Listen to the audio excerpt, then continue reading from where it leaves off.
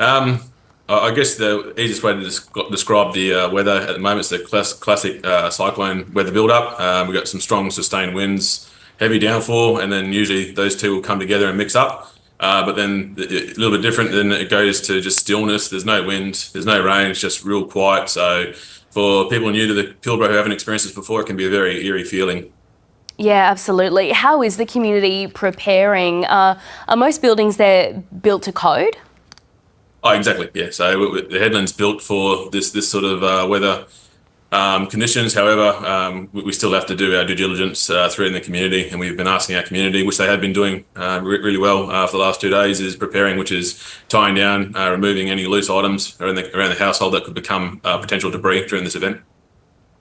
Can you give us a bit of an idea of other preparations around town and any road closures or anything that people should be aware of? Well, as you can imagine, being the biggest port in the biggest bulk port in the world, the port had to go through and remove all the ships out of the harbour so they can tie that down. The town has been working closely with our emergency services, local businesses, and even the community groups just to ensure that everybody's ready for what's coming. And it ranges from anything, tying down loose items. It's also talking through sandbagging known areas.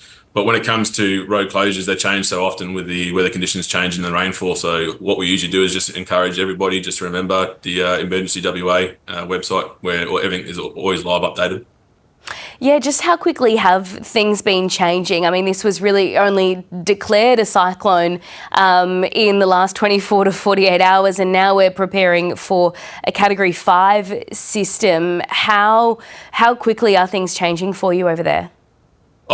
But by the update, by the bomb, every 3 to 4 hours it will change. So, 12 hours ago we were looking at a cyclone passing to our north at a Category 3 intensity, and now we're talking a potentially southern impact at a Category 5, like you stated. So, those severities will change, and it will be a forever changing situation, which is why we always ask our community to be prepared for the worst. Have your plans in place and ready to go, and stick to your plans if anything was required for it.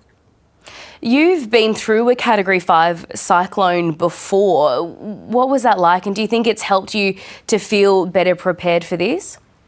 I've got a young tacker, so that would have been George, which was originally at a 4, and then from what I can remember, it was reclassified. So as a young man, I wasn't really that worried about the households or anything like that. So I've seen a fair few, and I think I'm prepared, but I don't think you're ever really prepared for what Mother Nature's going to throw at you. So I won't lie, I've got a few nerves here and there, but confident in what we've done to get through this unscathed.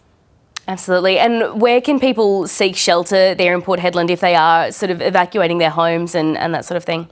Great question. So we've got the JD Hardy Centre in South Hedland opened up as our evacuation centre currently, and that will be managed through the Department of Communities. And we have a second option there, but that will be updated via the Emergency WA website if required.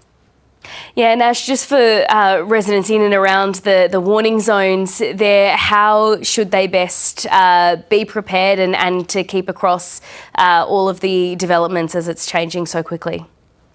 Yeah, like I said, Emergency WA is the number one stop that we can, the website that we can suggest. Go to the BOM website, they've got the track map there. But end of the day, be prepared. Ensure that your house you've done your part for the community, your house is tied down, is prepared, ready to roll. You've got adequate food, water, and again, have a plan. If anything does go wrong, we hope it doesn't happen, but if it does, if you have a plan that you've created while things aren't, nervous times, then that's the best outcome for everybody. Ash Christensen, the Deputy Mayor of Port Hedland there. Thanks so much for your time and stay safe. Thanks very much.